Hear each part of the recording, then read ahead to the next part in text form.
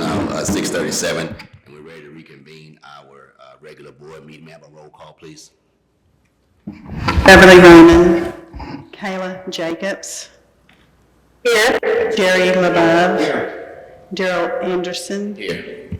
Morris Albright. Here. Ingrid Holmes. Here. Melvin Gatwood. We have a quorum. Thank you so much. We have one motion coming out of executive session that I'll entertain now.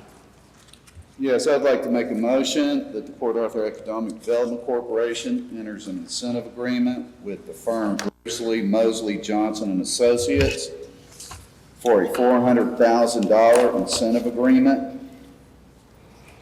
A second? It's been moved and second.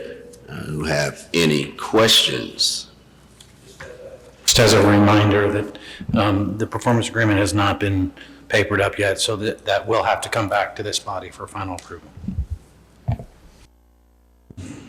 Anything else? All in favor? Aye. Opposed? Motion carries.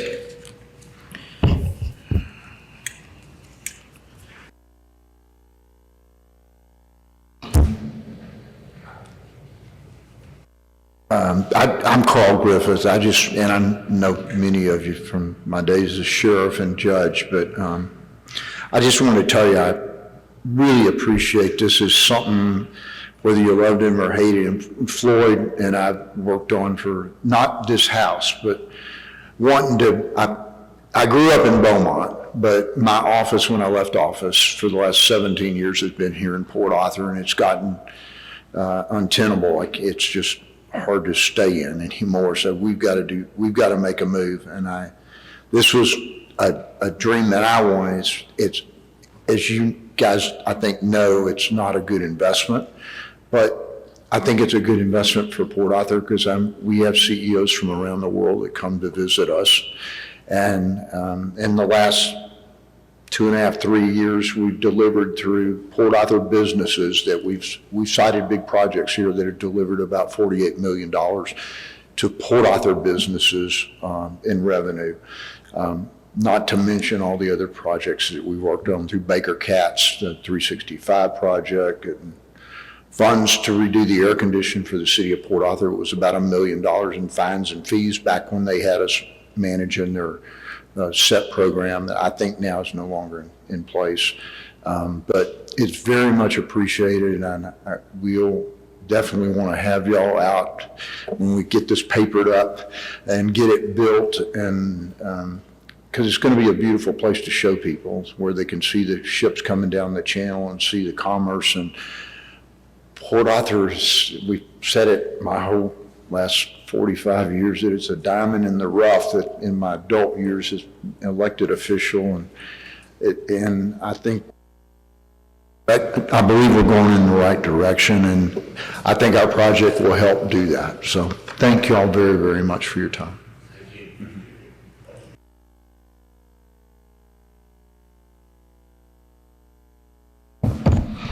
Our minutes from January 14th, regular board meeting, and our annual board meeting. May I have a motion to approve those? So moved. Second. It's been moved second to approve our minutes. All in favor? Aye. Opposed? Motion carries. Next on the agenda, we have our CEO report. And directors. Right, what I'd like to start with are the monthly reports.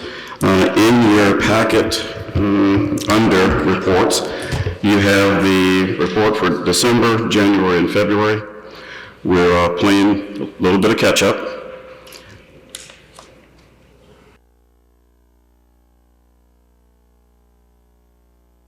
Okay. Okay, sounds good. Okay. What I'd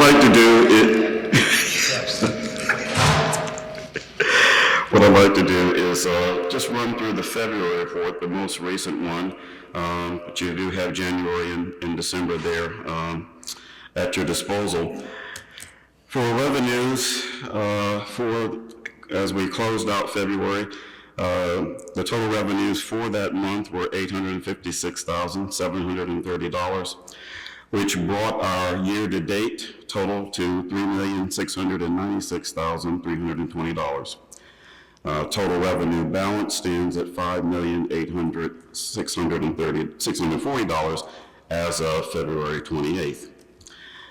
In terms of sales tax, of course, you know that we approved a budget of $7,490,000 projected. As of the end of February, that sits at $779,439 as far as the actual for the month of February. We have a year-to-date actuals in terms of overall sales tax of $3,306,692 and a balance of $4,183,038. All that to say that we are tracking on track, at least for the first quarter of fiscal year 24-25. In terms of rental incomes, we budgeted to $250,000. We're tracking towards that. We had actual rent taken at $62,119 for the month of February. Balance sits at $125,615. In terms of our parks maintenance, budgeted at $78,000. We currently have a balance of $48,854. So again, tracking well on that. In terms of sales of land, we budgeted $186,300. As of February, there have not been any sales. Of course, we have some on the horizon, so you can expect that number to be on an uptick as we go further into the year. And then interest on investments was budgeted at just $1 shy of $204,000. Our year-to-date actual on investment interest is $103,150. Skip down just again as you follow along. Transfers from the general fund. We had budgeted $132,588. Year-to-date, as we closed out February, was $132,588. So balance is zero, and that is just representing the monthly transfers that are made. And then in terms of our fund balance reserve, budgeted $1 million. It currently stands at $1 million. Of course, at some point, the Parks and Rec project will kick in, and those that will change a little bit. In terms of expenditures, in terms of supplies and materials, we budgeted just shy of $304,000. We've only spent just shy of $20,000, so we have a balance of $285,000 in that particular area. And in terms of our bond payments, transfers to Fund 119, we budgeted $100,000. There have been no transfers to date, so that balance still sits at $100,000. Transfers to Fund 201, budgeted at $219,000, just shy. Again, no transfers have been made to that, so that actual is still that same number, balance zero. Just overall, when you take in December through February, we're on track to meet our financial goals as approved by the Board of Directors back in August. Revenues have been consistent with projections, and expenditures are being managed effectively.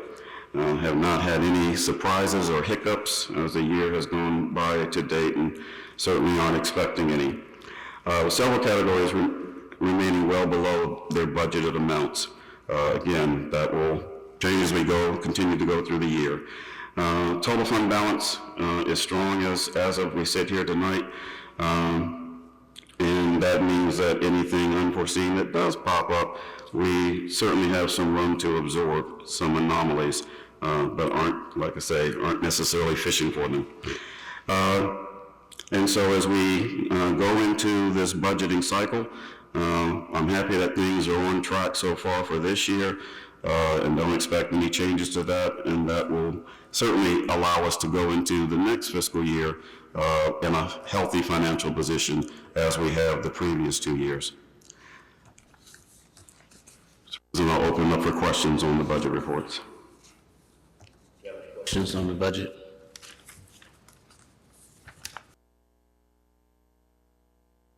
Questions? You have one? Okay, no questions.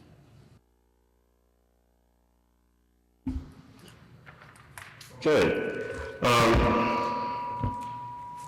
In your packet, you will find, or in your book, I should say, the very next item should be the Port Arthur Economic Development Corporation's fiscal year 25-26 budget development process, timelines and deadlines. Should be the very next item in your board book.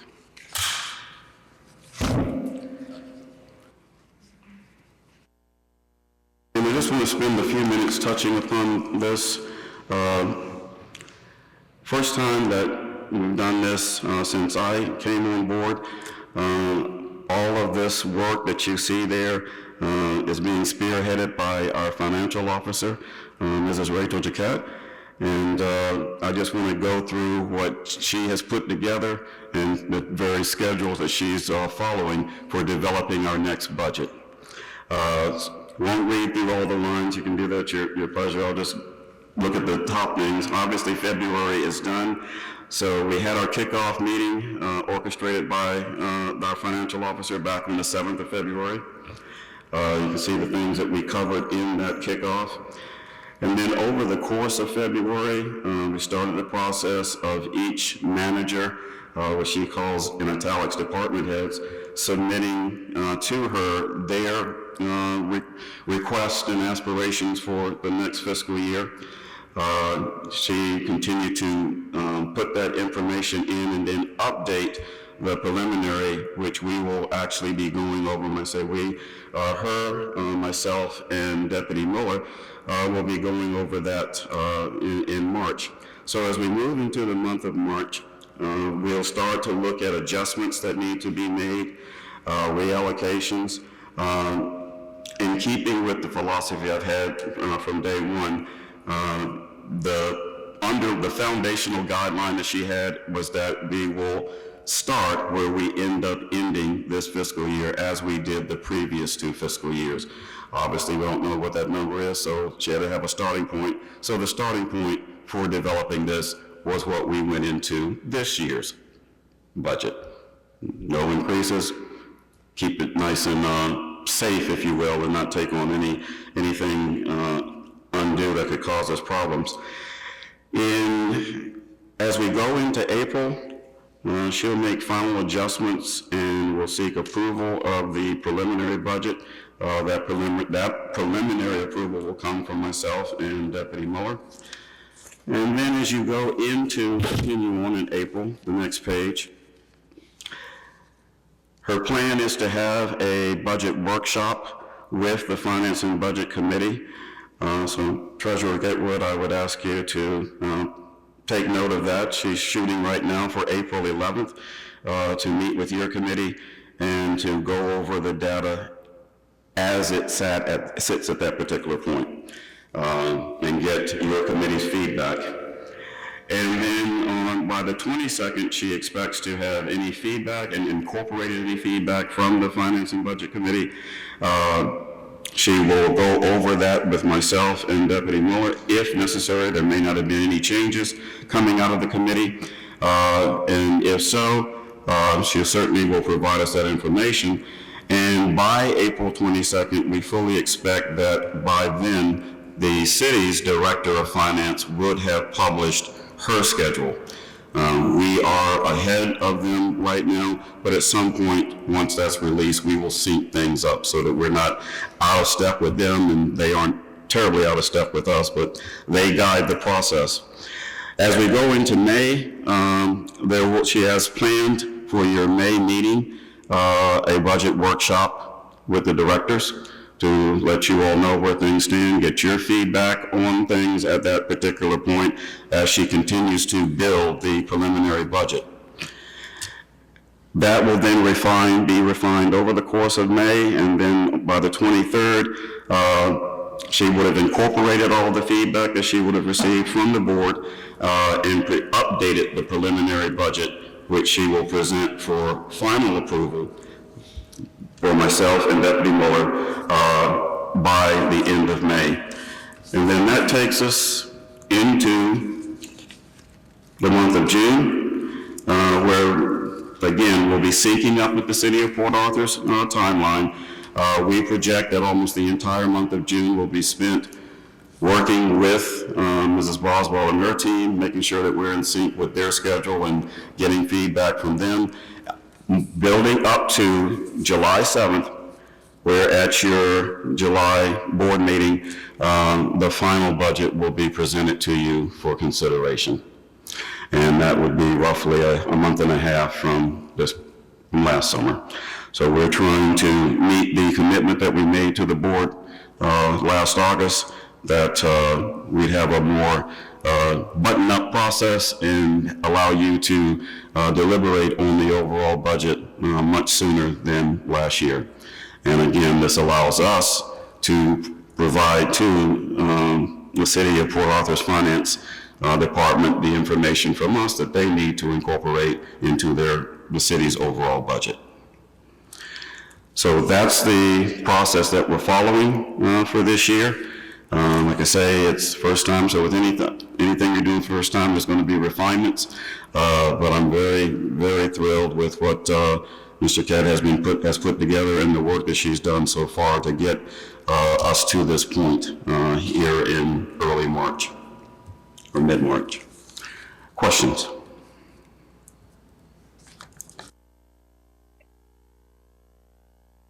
I don't have a question, but I do have a general comment, and much of it could be saved for 2 items from now when we're talking about those high-level goals for 2025. But when we're speaking of, developing a budget and developing like a plan, I guess, for expenditures and revenues, I would hope that those financial goals that we're setting for the organization have strategic goals, have some structure of direction to be used as benchmarks for the development of those goals. Like you mentioned, some of the managers playing a role in this and submitting their, I guess, projections, their budgeted projections for different expenditures, et cetera. Just want to make that statement and put that out there. My personal expectation is that these items that are being, tweaked, approved, what have you, are in alignment with some set of overall goals for the corporation. But again, I know.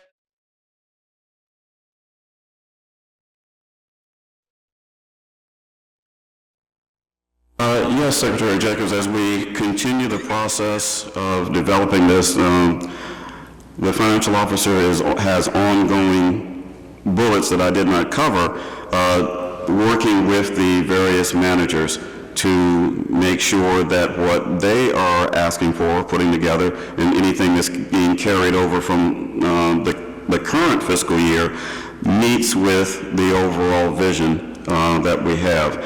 So your point's well taken, and yes, that will be tied, and we'll have those constant conversations as we develop the budget.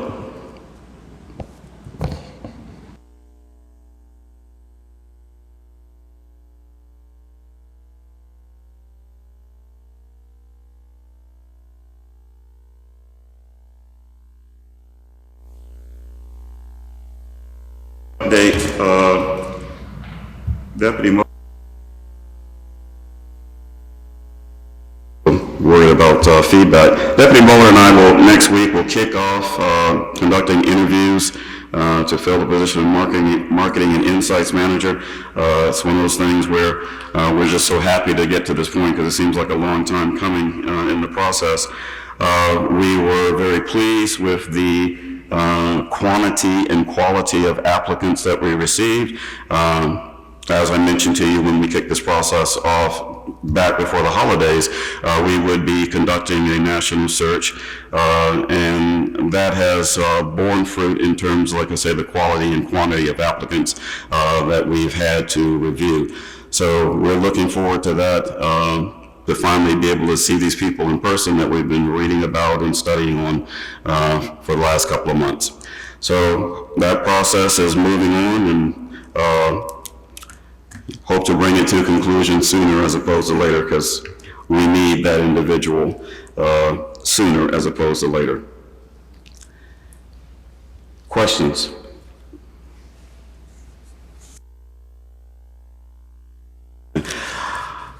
Last directors I need to go over was asked January meeting, seems like a long time ago, just to put together and let you all know my thinking in terms of high-level organizational goals for this year. Again, in your packet should be the next item in your board book under reports. And as I point out in the document that is before you, all of this is projected and targeted to be completed by the end of the current evaluation year, which would be November of this year, unless it's just otherwise stated. And there are several things that will be targeted to be completed long before that. So I'll just read these very quickly. Complete the recruitment and hiring for the position of Marketing Insights Manager. I just talked to you about that. Facilitate the commencement of the overhaul of the corporation's website. That'll go a long way in conjunction with having that Marketing Insights Manager in place. Once we do that, there'll be no rest for the weary. We will immediately turn our attention. We have a couple of administrative clerk positions that were approved in the current budget that we need to get in place ASAP. So right after Marketing Insights, we'll roll right into that. We'll conduct a soft launch between now and November, end of November, of the corporation's entrepreneurship and small business program. We'll facilitate the creation and adoption of new workforce development programs, some on the immediate horizon, but we'll talk about those next month. Facilitate the continued refinement of the corporation's incentive and land sales programs. As you know, we implemented and you approved back in November, a new set of an updated and refined set of policies and procedures for our incentives. Now we have to monitor the acceptance of those and the usage of those as we put them into play.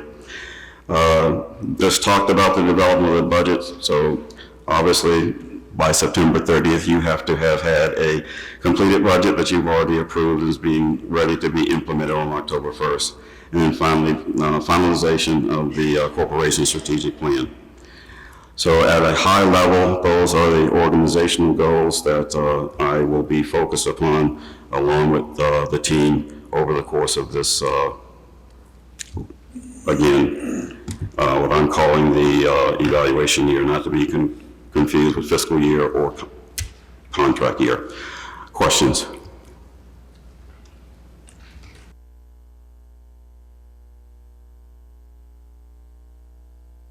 Mr. President, that concludes my report. Thank you. All right, thank you, Mr. Stokes,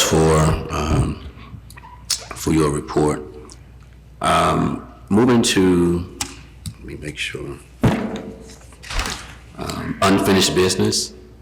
Discuss and possible action to approve the updated policies and procedures for the summer youth employment program, including the addition of parental consent waiver and participant obligations. May I have a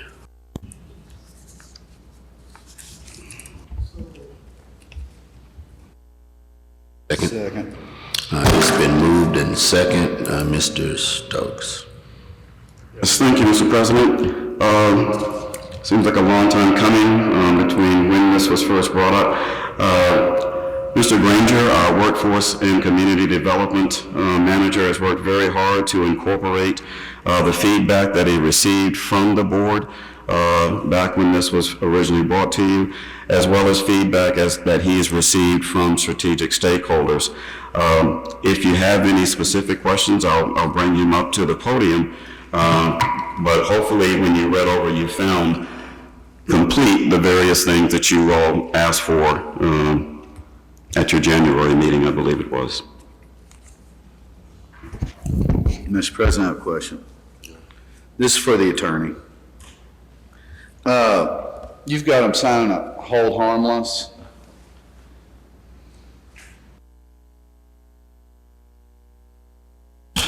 Yes. by the individual?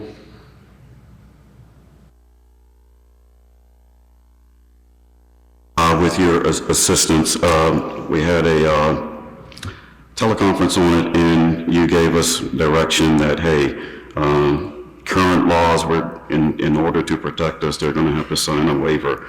So yes, the answer is yes, we have. That's what we have. Yeah, I'm just, all right, you just walk me through this.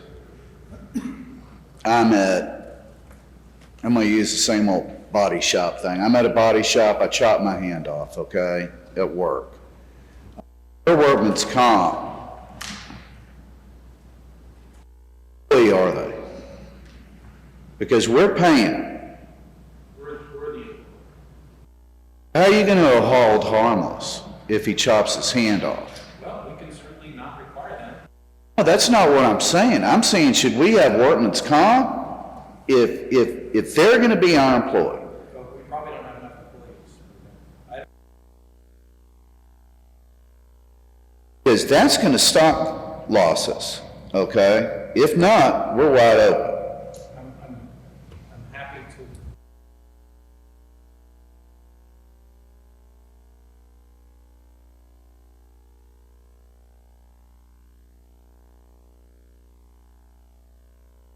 I believe we do, because we do fall under the cities.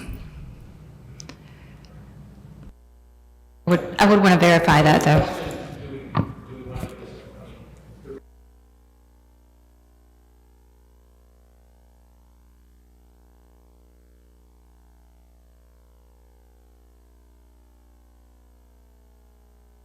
No, I want to do it. But my question is, okay, in order for this hold harmless to work, should we be reimbursing the employer, and the employer takes him as an employee, which gives us our first layer of protection, okay? Now, the hand's cut off. Everybody's getting sued, okay? I think it'd be better if we have this conversation.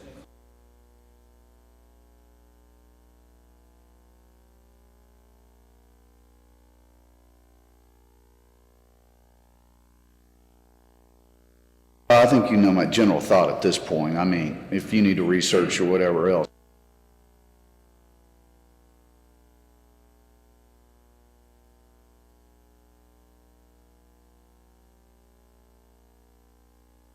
We need to go in executive session. Let's go in executive session because this is getting close. Yeah, so I'd like to get a good, I'd like to All get right. a feel for where you're coming, so that I can get you the right answers.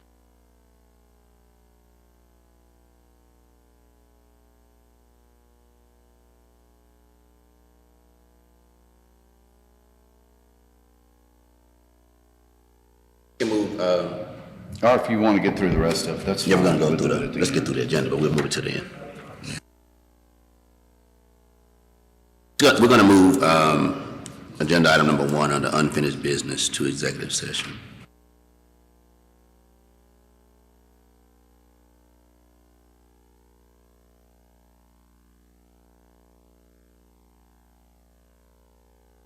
About the hold harmless. Is that? Just gonna hold it.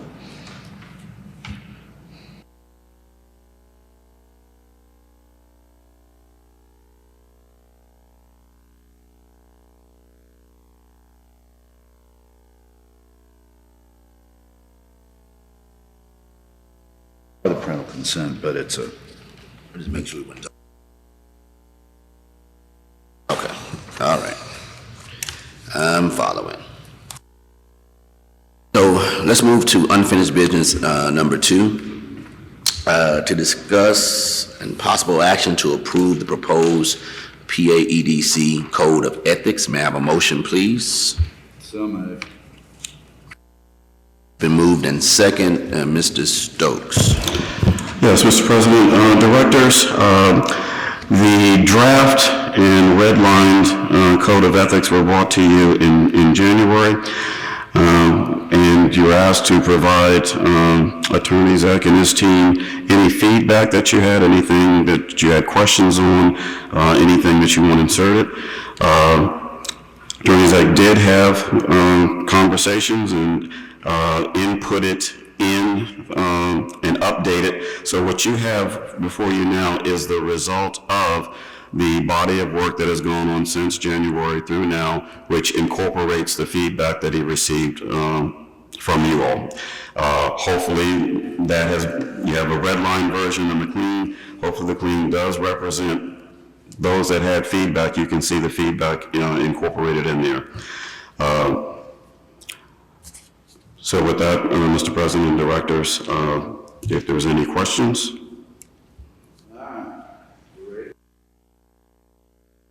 Really? Go to page 1, 2, 5, 6.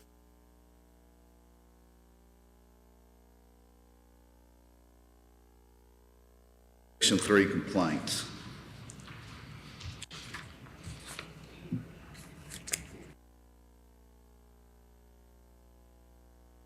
There's multiple section 3s. This one deals with complaints.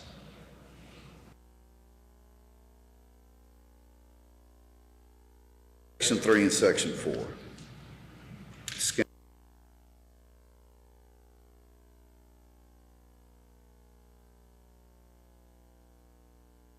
A or Director, did you say compliance?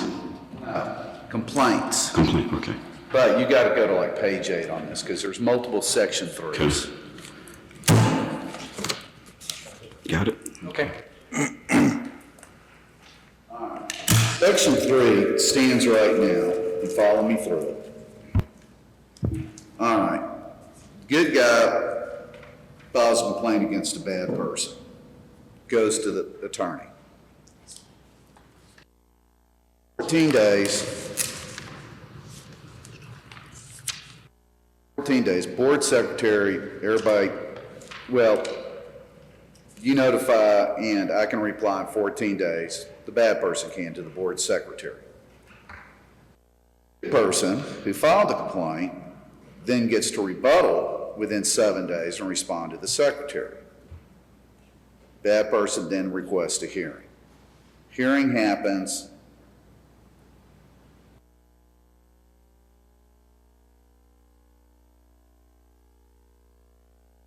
Under section 4, good person files complaint. 7 days, attorney has to assess it, and one question about this, but I'm assuming it means research it, but I find the one sentence that goes with the information as being true. To board at next regular board meeting. Board votes to dismiss or investigate. Board votes to investigate. We selected attorney out of 5. 5 days later, we hire 1 out of 5 to investigate. New attorney has 30 days to investigate.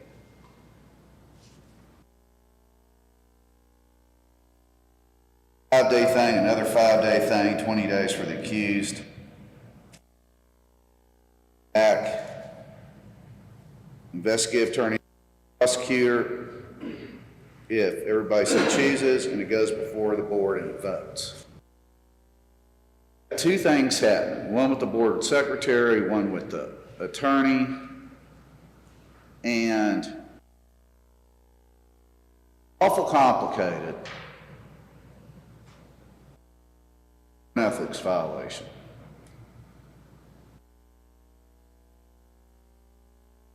If somebody files one against a board member, I would think it would go. Our attorney would be impartial, correct? One way or the other? Yes. All right, so you would investigate it, bring it to the board, say if it has merit or doesn't have merit, then person wants to have an attorney, and it's fine if you're the prosecutor attorney for the board. That won't work. I don't disagree that this is a complicated. For the record, I did not draft this. This was change anything. Well, no, And and so- reading through this, it and so- screams that we took it from the city, and part of this is for a council member, and part of it is if you're going after your attorney, which some of this. And so I would say I agree with you that this is a very complicated process. I don't like the fact that it's being filed with the PADC attorney. It's not my, filed with the lawyer who represents the board. Oftentimes it's filed with the chair of the board or the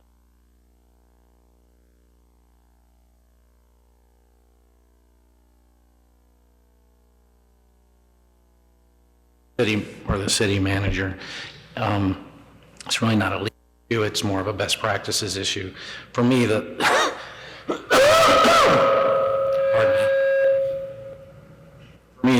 bigger issue is that I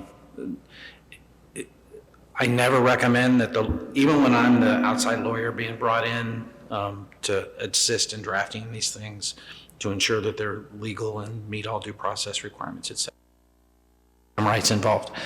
I don't recommend that the lawyer who represents the body be in the process, because the accusation is one of the members of the body, and that can sometimes create problems and complications. And even though, in my opinion, any lawyer who the body is going to be unbiased with respect to their analysis, I know how things work in the real world, and it never turns out that, it turns out that they're unbiased, but people will believe what they want to believe.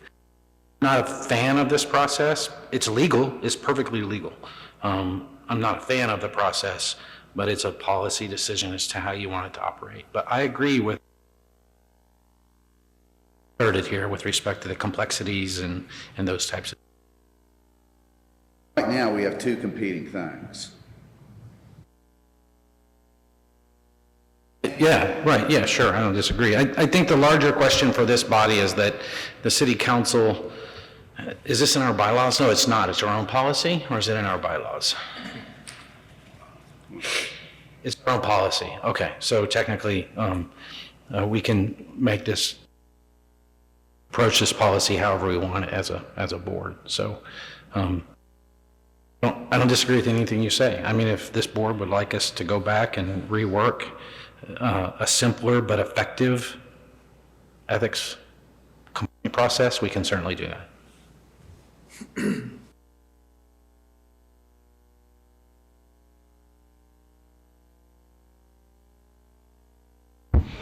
I'm sorry, I was not using my mics. Do we have any other questions or comments about this particular item? I'd like to make a motion to table and direct the.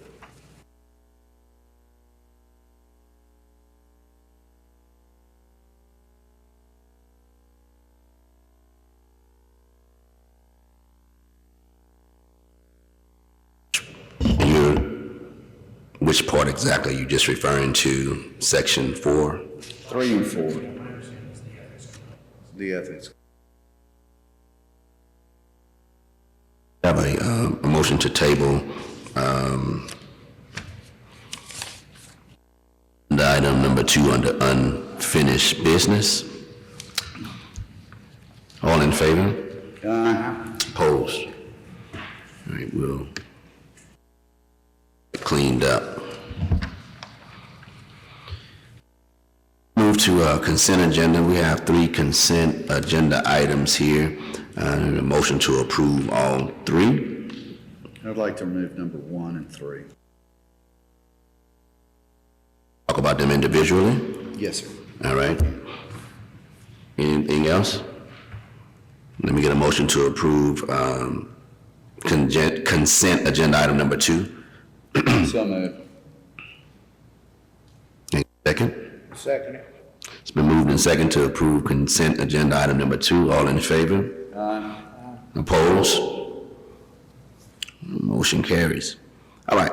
Consent agenda item number 1, to discuss and possible action regarding the ratification of an industrial and commercial maintenance proposal to furnish and install new electronic valve, new control board, TXV wiring harness, rooftop pack 4 unit located at 549 4th Street. Total amount of $8,412.69. May I have a motion, please?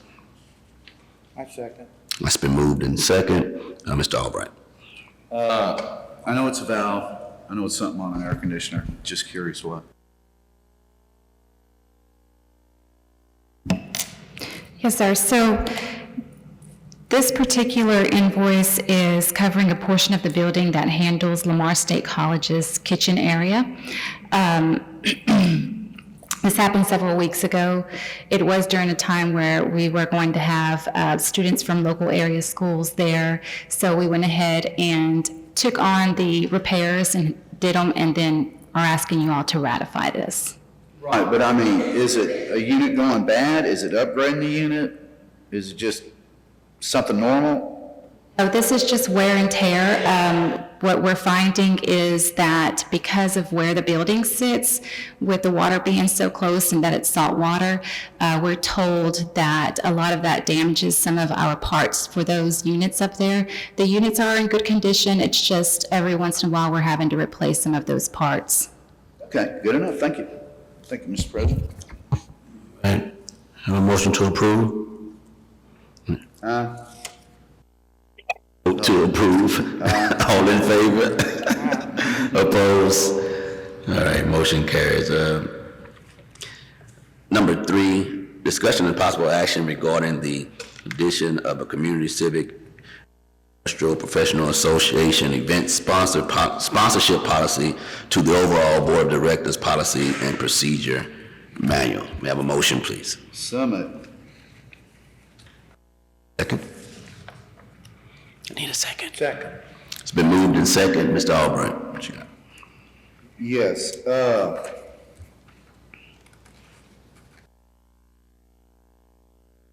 in this, and it was adopted in 22, that we should be getting regular updates on the activities of what we're sponsoring.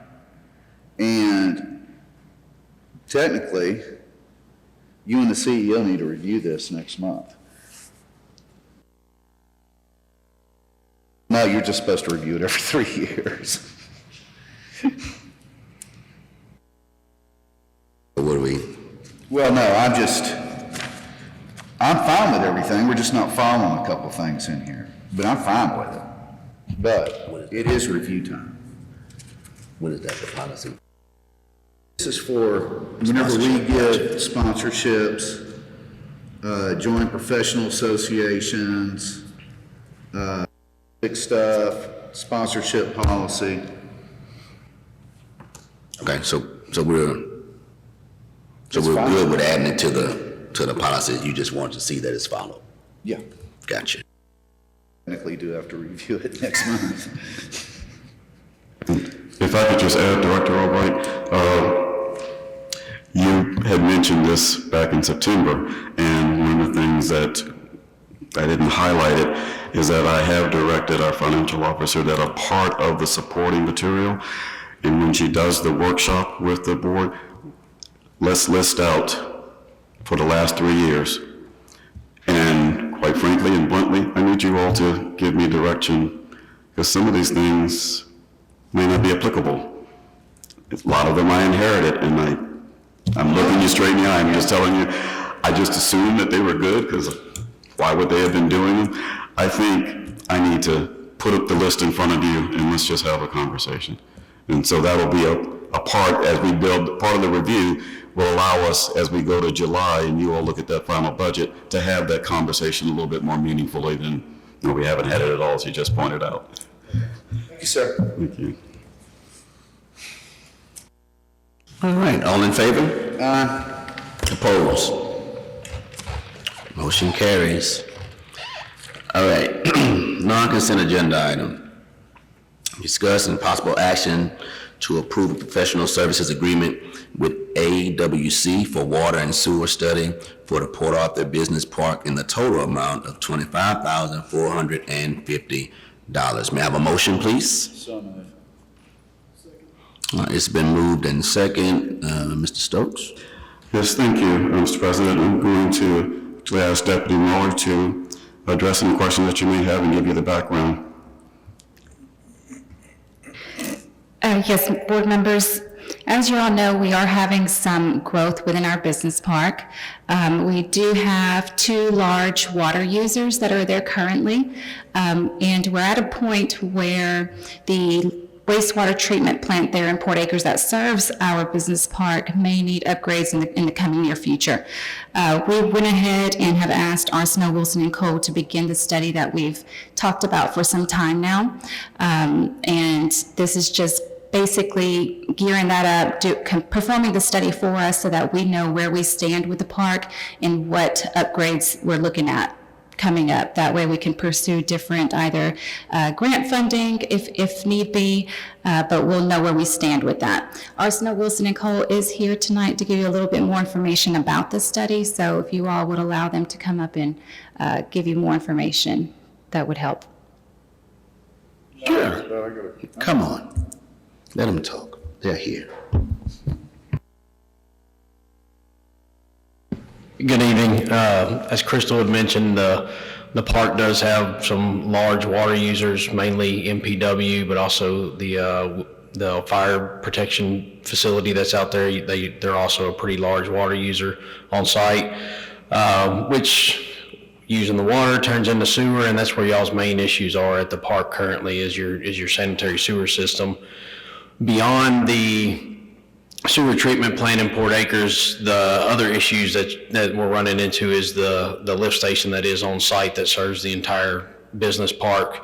The city recently did add an additional pump to that sanitary sewer lift station, which is holding decently for right now.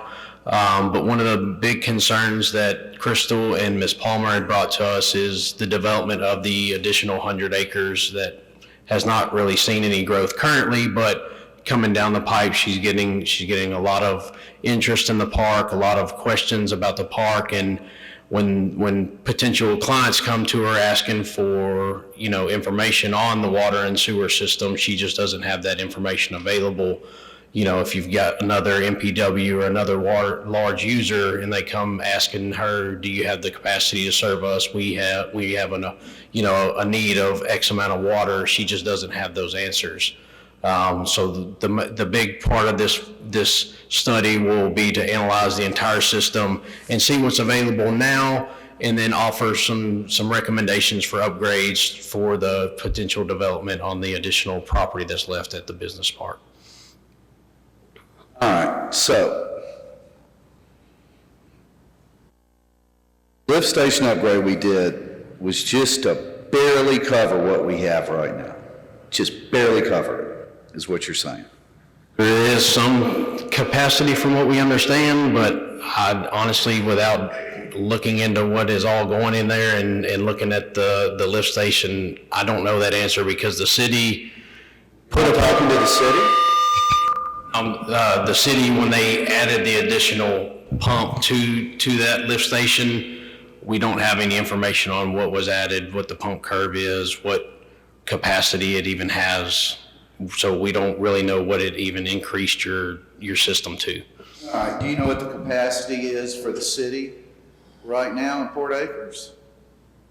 At Port Acres, no, they're not aware of what is remaining on their capacity either. That's part of what this study will be.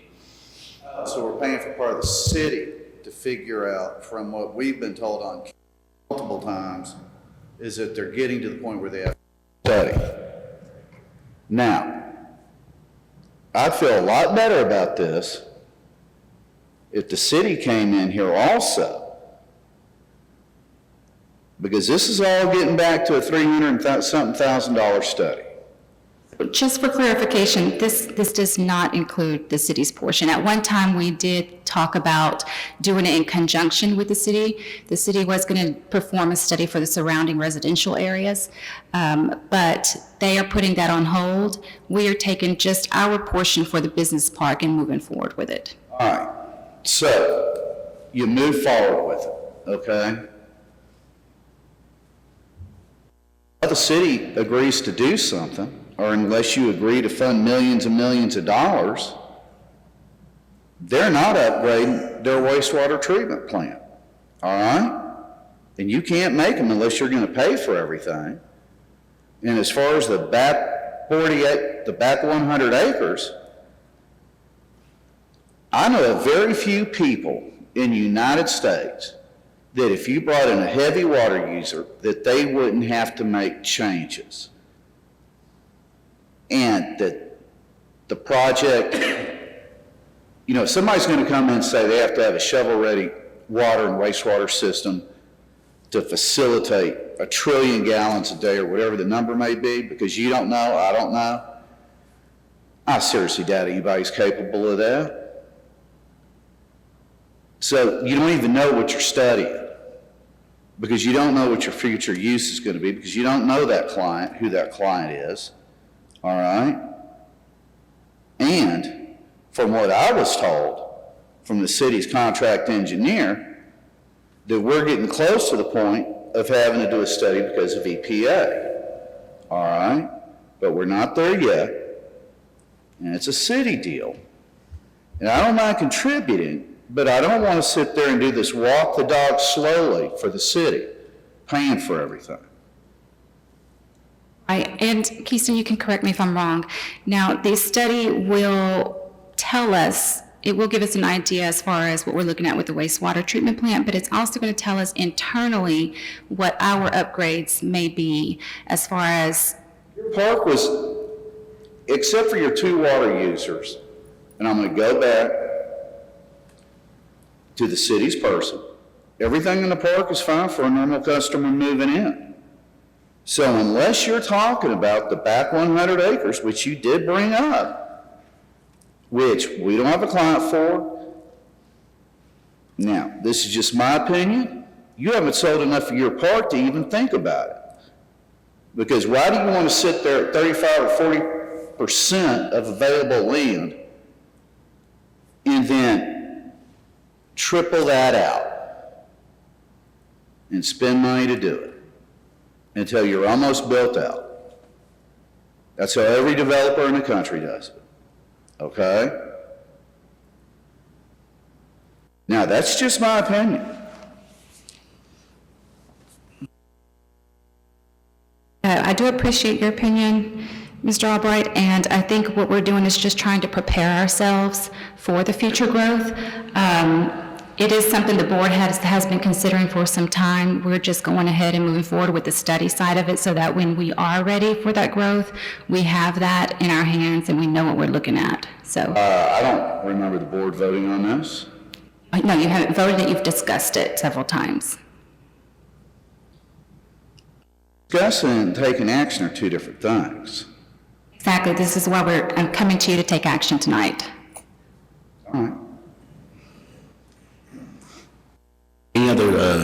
Any other questions concerning this? Roll call vote.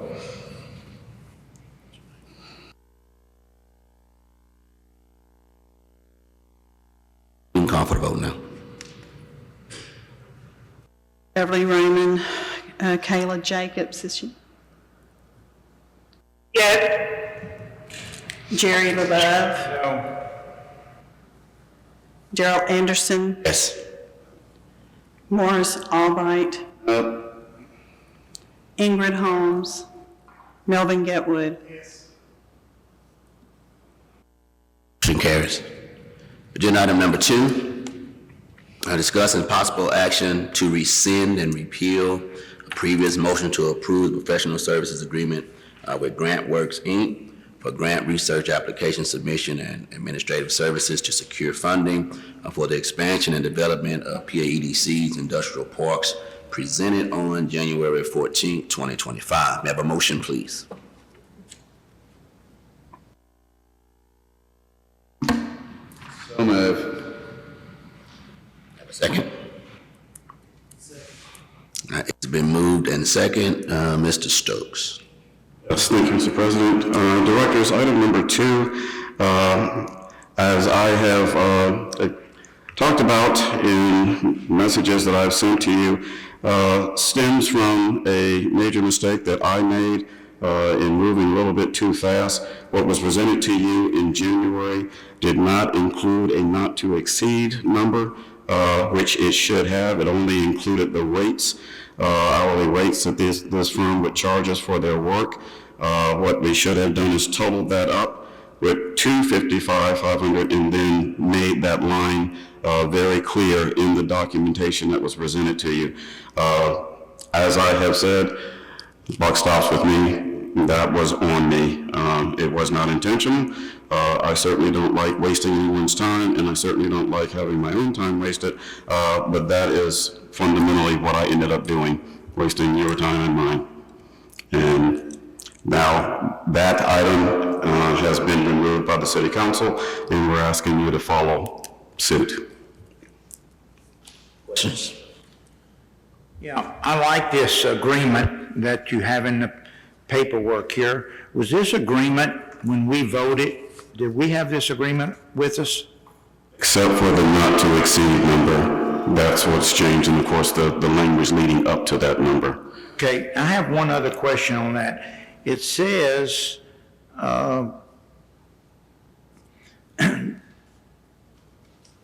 base research fee of $125 per hour of research up to 3 months. The total of these fees annually will not exceed $55,000. That's what you're talking about. But what is this $125 an hour research up to 3 months? What is that about? One of the things that was attractive to us, and I know it's obviously been 2 months, but one of the things we talked to you about in January is that this firm is one of the few firms that will actually go out and hunt for the funds for you. Most grant providing, most of their competition do not do that. You find the grant, you bring it to them, and then they will take it from there. Well, most people, including myself, will tell you that the greatest amount of work involved is actually searching the universe for these availabilities. It isn't just federal grants. You have state, you have local, you have private foundations that also offer funding to economic development organizations. And by the way, when they first started, they did not do research too. This is a model that was pressed upon them. Basically, they were leaving a lot of money on the table by not offering that service. So a year and a half ago, they got a new leader, and that individual brought this part of their portfolio on. And it has actually been just incredible to their business because, like I say, that is what you did. We're not experts. You could have a full-time job just searching.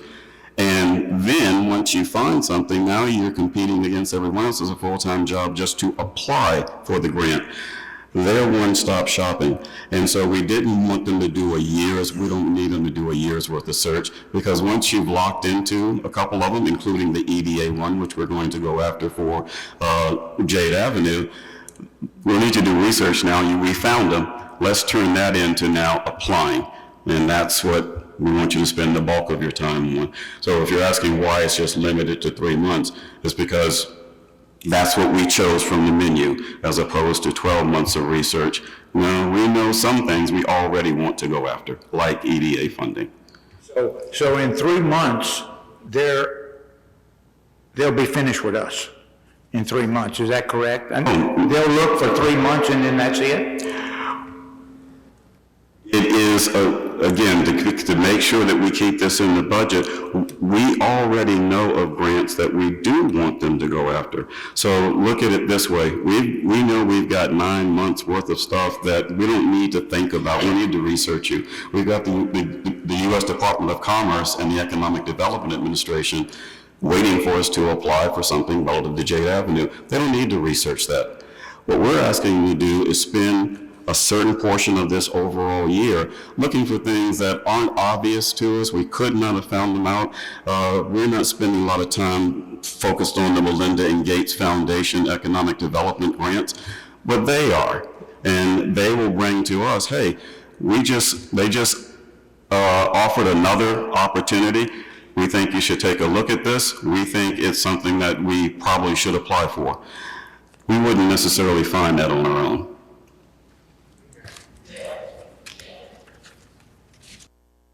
Any other questions about agenda item number 2? and I'm not sure if I'm misunderstanding. So there was an additional, I guess, qualifier on the contract or term that we aren't agreeing to, therefore wanting to rescind. Secretary Jacobs, if I understood you correctly, if your question isn't connected to the research component, that is a part of the overall not to exceed number. What Director LaBeouf pointed out and discovered is that although this is an annual contract, that one component, we're only asking them to do that for 3 months over the course of the year, because we don't need to spend more of the contract on research when we already know many of the things that we do want them to go ahead and apply for. Okay, so we're talking about rescinding just that portion of the contract? No, we're requesting that you rescind your approval of what was brought to you in January. Okay, and so when will it be represented with the actual terms that we want to agree to?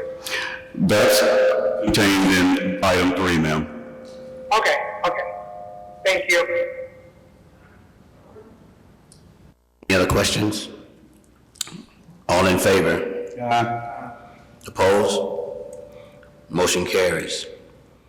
All right, agenda item number 3, discuss and possible action to approve a professional services agreement with Grant Works for grant research application submission, administrative services for the purpose of funding PAEDC's various initiatives, including the expansion of the development of the PAEDC's industrial parks in the annual amount not to exceed $55,000.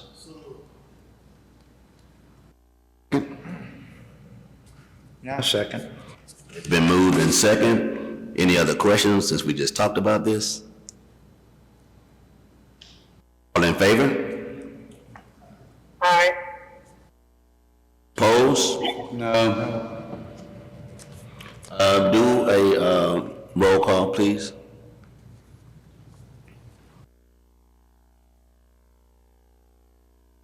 Kayla Jacobs, Yes. Jerry LaBeouf. Daryl Anderson. Yes. Morris Albright. No. Ingrid Holmes. Melvin Getwood. Motion carries. Agenda item number 4, discussion and possible action on whether or not to do a business incubator with the restaurant space in the press building. May I have a motion, please? So move. Second? A second. It's been moved and second. Director Albright. Pass that down, please. Everybody will take a moment and scan this. There's been discussion about the EDA grant for this building. Pull your mic And the down. EDA grant required us to run an incubator and everything else. This is the application for the EDA grant. For an EDA grant, does it say that you have to run an incubator? The only thing that it says about helping businesses is with an MOC with Lamar Small Business Administrative Office and providing some tools to them. But that the SBCA, or whatever it is, will be running all the programs. The thought behind the press building was to put some large satellite offices of some large contractors and industry people wanting to start that had an office running out of their house to be able to rent space, be around people like that, hopefully network and build up from there and then move out into other space. All the other incubator stuff and all the other stuff, that's all under the Small Business Administration at Lamar Port Arthur. Now, if the attorney, Mr. Stokes, wants to tell me that I'm reading this wrong, that's fine, but I'm going to need you to reference it.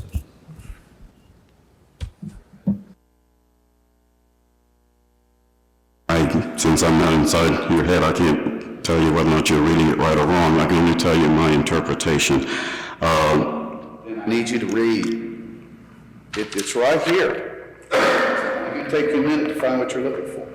I have read it, but let's just assume we have different interpretations.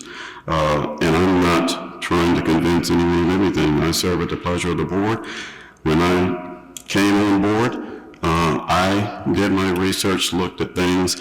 One of the things that I did was go back and look at minutes, look at tapes of the person that was in this position when this all came about. I took note of how many times, whether they were in front of you all or the then board, whether or not they were in front of city council. I took note of how many times the word incubator came out of their mouth. Then back in January of 23, I went to Austin and I sat down with the regional heads of the Economic Development Administration who were on board and in place at the time this came about.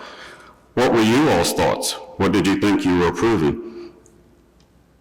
Irrespective of what did you think you were approving, what did you think you were being asked to approve in a grant? Oh, that's easy, Terry. A business support center.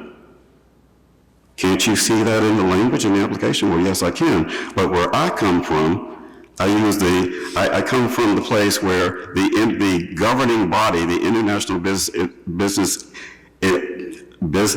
Support Centers, also use the term incubator. So I realized that, oh, that's probably where the person that was in place at this time was thinking.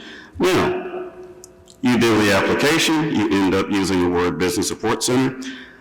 I've always used that term to mean an incubator, but having said that,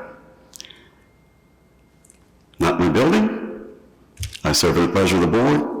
Whatever the board wants to do, that's what we're going to implement. I can't convince you of what someone nearly a decade ago told everyone that that building was going to be for. All I did was inherit it. So, let's keep it to the restaurant space. We're not talking about the whole building. Go ahead, Mr. LeBeau. Yeah, last meeting, Mr. Stokes, I think it was Jacobs, I'm not sure, we discussed this about the incubator and the use, entrepreneurship, and you made a comment, but I didn't pick up on it right then. If we changed and it wasn't an incubator, we would have to go back through something and change. So we would just have to notify the EDA that we've decided not to do a business support center. In theory, they could fine us. Quite frankly, and I'm saying this on camera, I doubt if they would after all this time. But they would also put a note in the file, and these are the very folks that we're getting ready to apply for other grants. But beyond that. I'm not finished. Go ahead. Well, after that, I did, because that was just strange to me, I did call the EDA grant department in Austin, Texas, talked to the man that ran the grant. He was a friend of Floyd Batiste. He said a couple of things. Our grant has been satisfied. It was Floyd's vision, not the guidelines of the grant. And he said, and evidently Ms. Mueller worked on this, he said we could ask Ms. Mueller because she worked on it and she could probably bring some light in on this. Question? So I'd like to ask her if she remembers anything like that. That this was going to be used as an incubator for the grant. Sure. You are correct. I did assist Floyd Batiste in writing for this grant, and our intention was for this to be a, I'm going to use the term business incubator because that's just what we've been calling it. But whether it's a small business resource center incubator, entrepreneurship center, it was meant to assist that, that part of our our business market here in Port Arthur. And the thought behind it was because we're a 4A organization, we are very focused on industry, and we didn't touch a lot of the small businesses. So this was a thought process behind applying for that EDA grant, is to be able to serve that community of small businesses and entrepreneurs. We wrote to it with a very, I guess, broad vision. There wasn't a lot of detail of how that would look eventually. So whether it's in a full-blown incubator, an entrepreneurship resource center, there's different ways that could look. But the ultimate goal is we do want to hit that part of the community as far as small business and entrepreneurs. That was our goal when Floyd Baptiste and I sat down to put this together. That was the vision for that building, and that remains the intent. Because he said it was the way it was worded, it was very open. And, but he assured me it was not for an incubator or entrepreneurship. It could be used for anything, besides what the Lamar and, the command center. I can't speak for the EDA, so unfortunately, as far as what their guidelines are, or what their requirements of us are, I can't really speak to that. The only thing I can speak to is what our original intent when we wrote this EDA grant was. And absolutely. How long ago was that written? Don't quote me on this, Mr. Getwood, but I would say we started in 2018, possibly. But that's just based off of my vague memory. That's when you and Mr. Baptiste got together to write it, right? Around that time, correct. Thank you. You answered my question. So I can speak to that because I was here. It was designed to be an incubator. There's a whole bunch of discussion about it, a number of different ways to go at it. That was the intent of administration and the board at that time, was to be a small business incubator. So let's get back to the agenda item, which was to discuss whether we would or not we were going to use the business incubator with the restaurant space in the press building. All right, I'd like to make a motion that the restaurant and the restaurant space in the press building not be used as an incubator. Okay, it's been moved and second that the restaurant space in the press building not be used as an incubator. We're going to call for a roll call on this, okay? This is a record. All right. Kayla Jacobs, Nay. No. Jerry LaBeouf, No. Gerald Wait, the motion was for the restaurant in the press building not to be used as a business incubator. Yes, then. I don't want it to be used as a, Okay, Which is why I had him. yeah, I'm sorry, okay. so he is a yes. This is a yes. It's not to be used. Okay. Daryl Anderson, There's a no. yours is a no. Morris Albright. Melvin Getwood. Oh, No. And fails.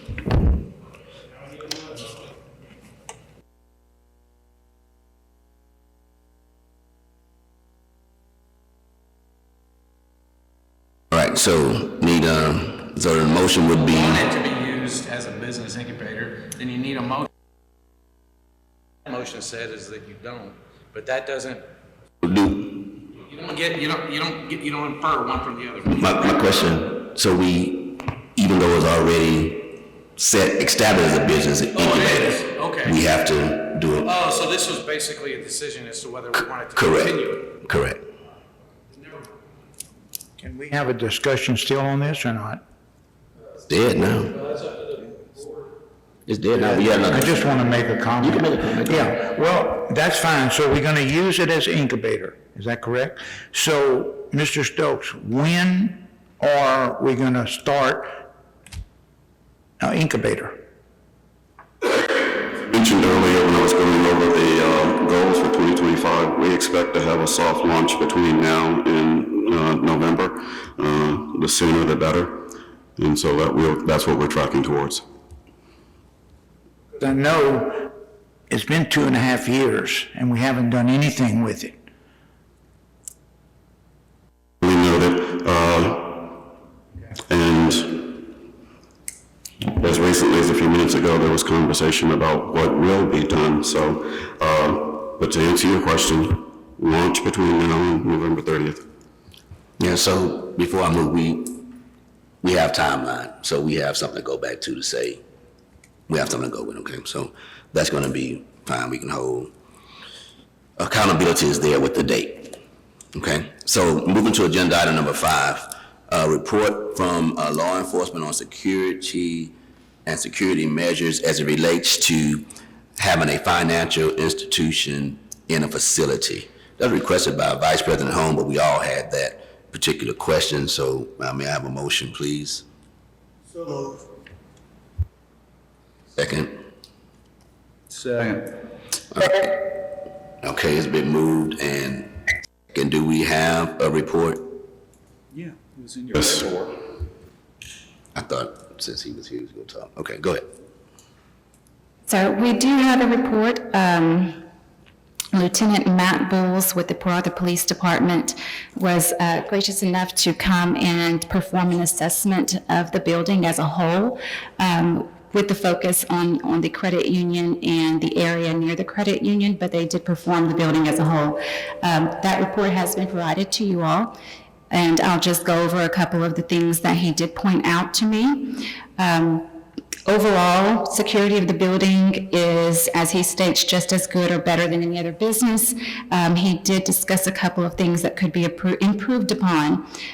In regard to the credit union access, he does suggest that patrons should not be allowed to use the door just to the west of the main entrance. He suggests that signage should be placed outside stating that the Waco and 4th Street entrance should be used, and a sign on the inside asking patrons not to allow persons in through that door. We have since put those signs up per his recommendation. The credit union staff has been now directing people as they come and knock on that window like they had been doing, instead of them getting up to open that door, which Lieutenant Bowles did state was, not very safe. They are now directing people to go around to the front door. He did recommend this would be at the credit union's expense, of course, if they wanted to do a renovation. He has seen other places that have had a glass door where people can view who is at their door, or the staff of the credit union can view who is at their door, and they can buzz people in that way if they didn't want to have it open, but that would be at the prerogative of the credit union. As far as our camera system, he was very pleased with the cameras that are in place with the system that is there now. He did recommend placing one at eye level in the vestibule just to be able to get a better look at those persons' faces that are coming out of the building. And he also suggested possibly turning or placing one camera that faces the credit union door just to kind of keep an eye on who's going in and out of the credit union. As far as future security, he noted that armed security could be something that we could consider. That would be a shared cost for all of the tenants. But that's in future whenever the building is at its max capacity, or if and when we do have to open other entrances to allow. Right now, all of the entrances are locked except for that front door. Other tenants have access with their access cards. So he is pleased with the security as it is now, and does not recommend opening that side door to the credit union. Yes, ma'am. In reference to what you said, you indicated that going forward, maybe in the future, we would have armed security as the building expands in its tenants, right? That's something he suggested we could think about. Is it something that we could look at considering even before that expansion occurs? I think given the way society is now and the way things are occurring, I think the cameras are great. I think armed security would be very beneficial as well. Sure, that's something we can maybe get pricing for you all if that's what the board would like. Any other questions or comments? Well, it would help if we have a receptionist at the front desk. Don't have to be on, just somebody there. I think the receptionist could be of benefit, but I do believe that armed security is the way many businesses are going now, and it's one of those things where when you're looking at safety and security of a facility, armed security is the going way in businesses, in schools, regardless of how you look at it. You can't go without the armed security, given the state of the society, given the society that we live in today. Just a report, so we don't have to vote. But I can live either way, just like to be on the record that armed security would be very beneficial there. Can we make a motion that we go out for bids for armed security?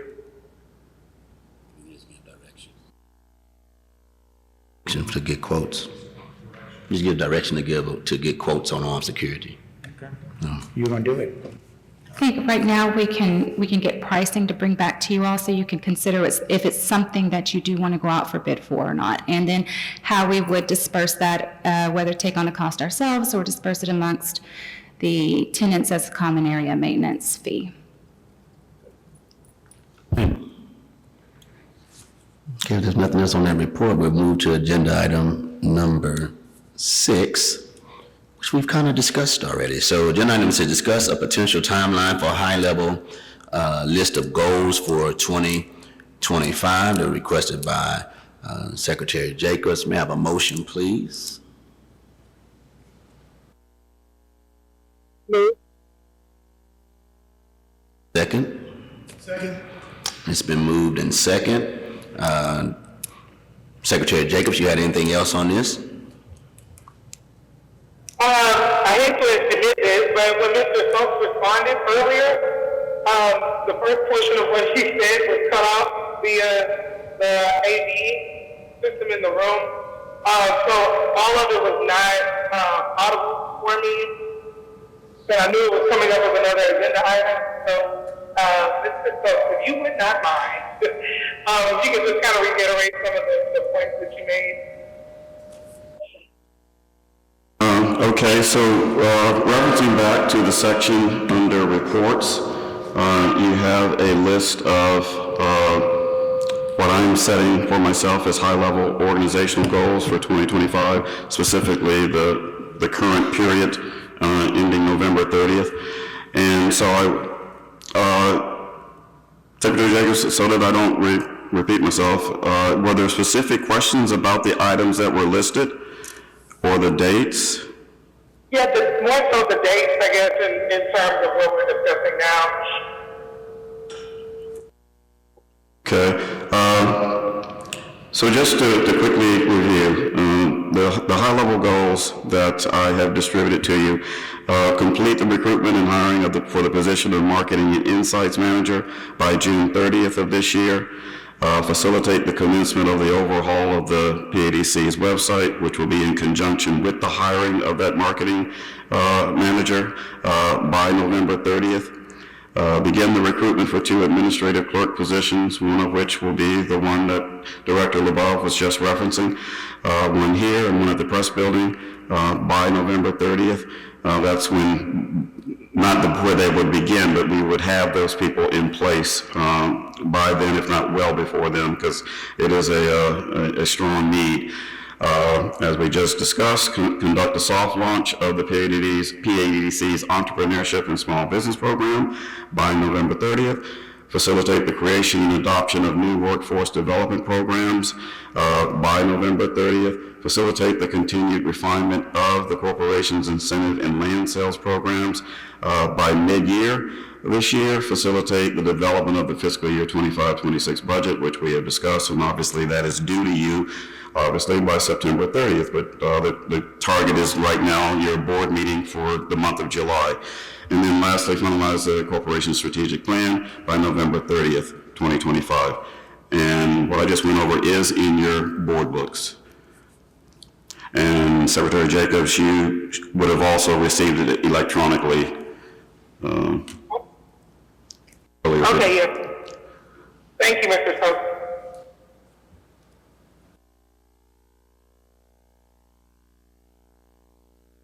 Any other questions about that? I know we talked about it earlier. There. So, agenda item number 7, discussion and possible action regarding the future use of the press building, requested by Director LeBeau. Take that off, please. I'm going to remove agenda item number 7.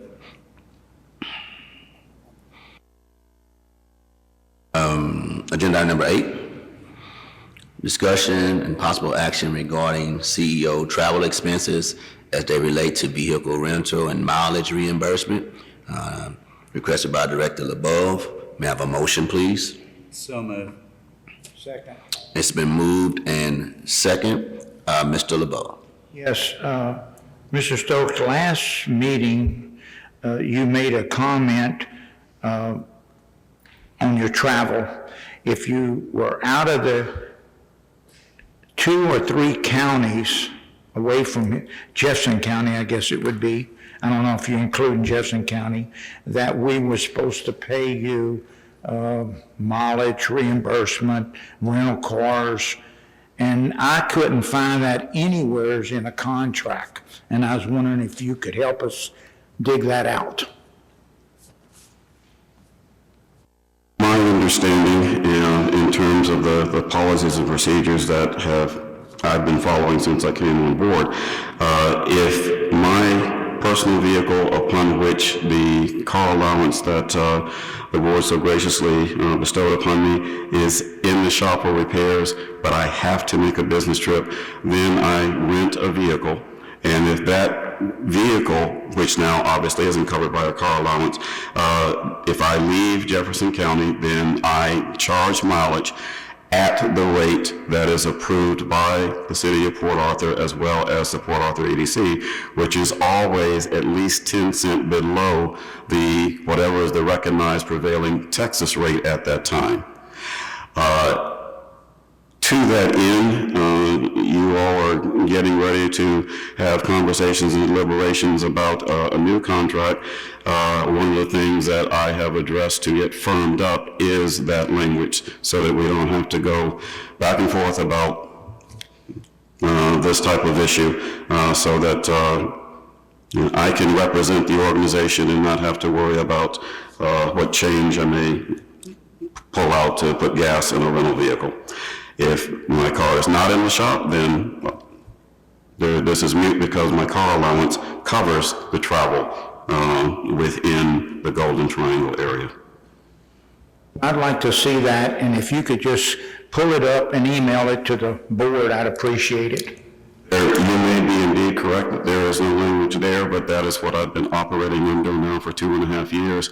There have been plenty of opportunities for the board to reject expense reports, and like I say, going forward, there will be nothing signed by me until that language is firmed up, because I want to focus on bigger things in terms of this $10 million organization. Well, we tried to reject it once or twice already. That's when it only was brought up. So, again, you might have been operating like that. It never came about. It came about 2 months ago. Ms. Holmes questioned you about it. So I'm not the only one looking at this. That's perfectly fine. My statement stands.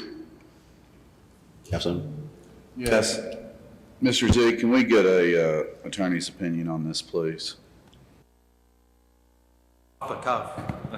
No, I just want an opinion on it.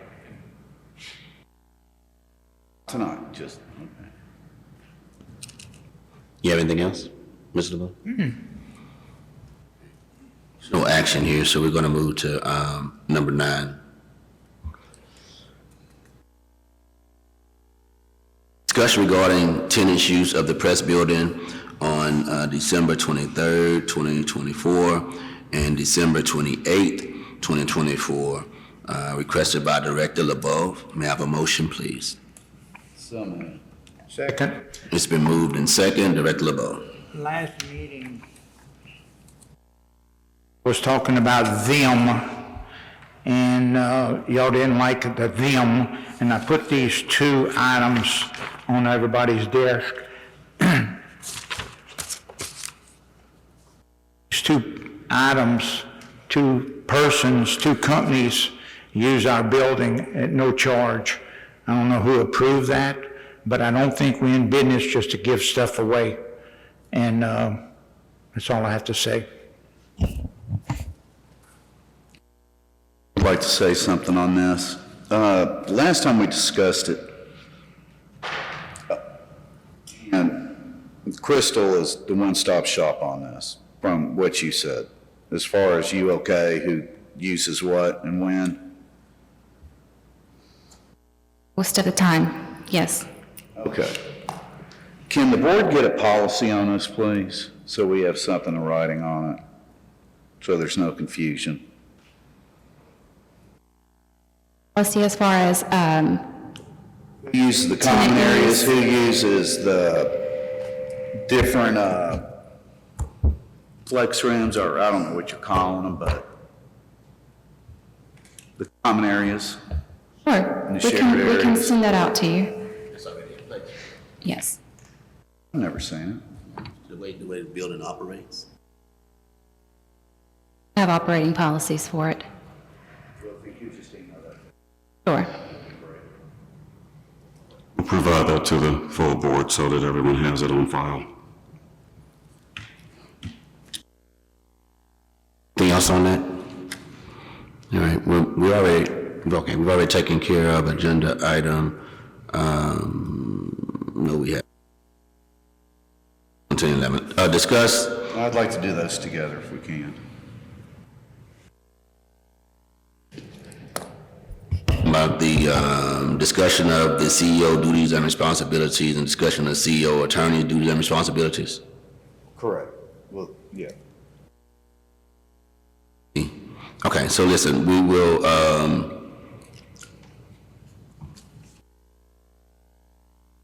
we can take those together?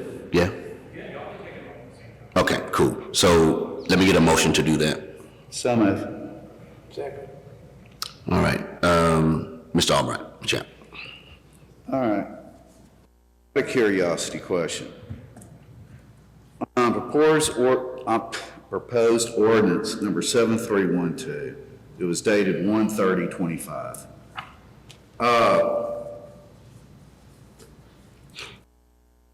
The city council had an item that was to move the Port Arthur EDC from an A to a B type corporation. What concerns me is, Mr. Zeke, I was led to believe you drafted the language. I did. All right, who directed you to do that, please? Nobody directed me to do it. The mayor asked if I could.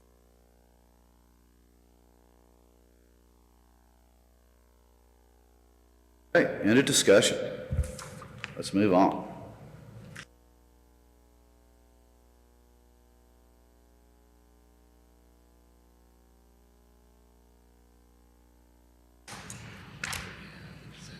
Okay, so we have one item for,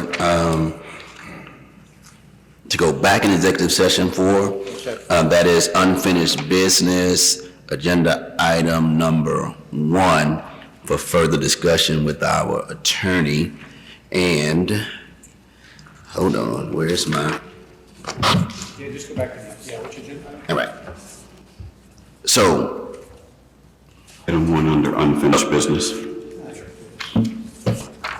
closed meeting or executive session will be held pursuant to the following sections of the Chapter 551 Texas Government Code.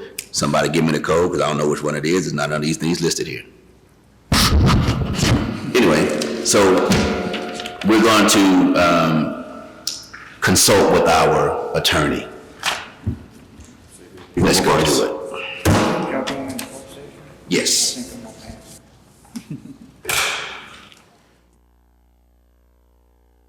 I think I'm gonna pass.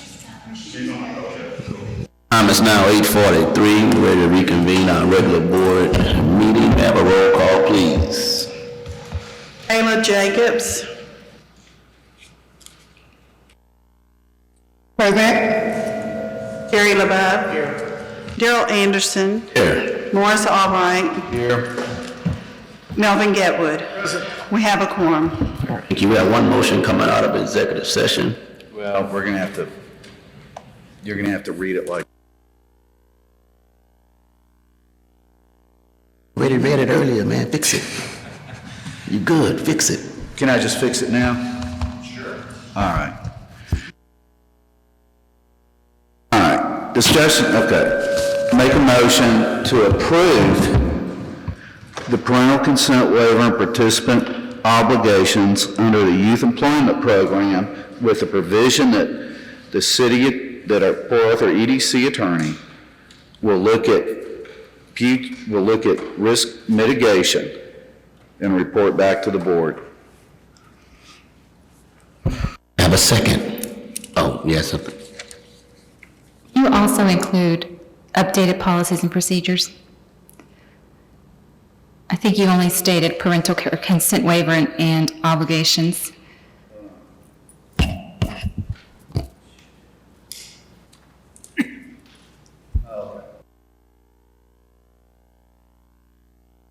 The updated policies and procedures for the summer youth employment program, including the addition of the parental consent waiver and participated obligations, and directing the Port Arthur EDC attorney to do further risk mitigation on the policy. Have a second? It's been moved in second. All in favor? Opposed? All right, motion carries. Let me see. Future agenda items. Future agenda items. All right, I'll entertain a motion to adjourn. So move. All in favor? See y'all next month. Have a good night.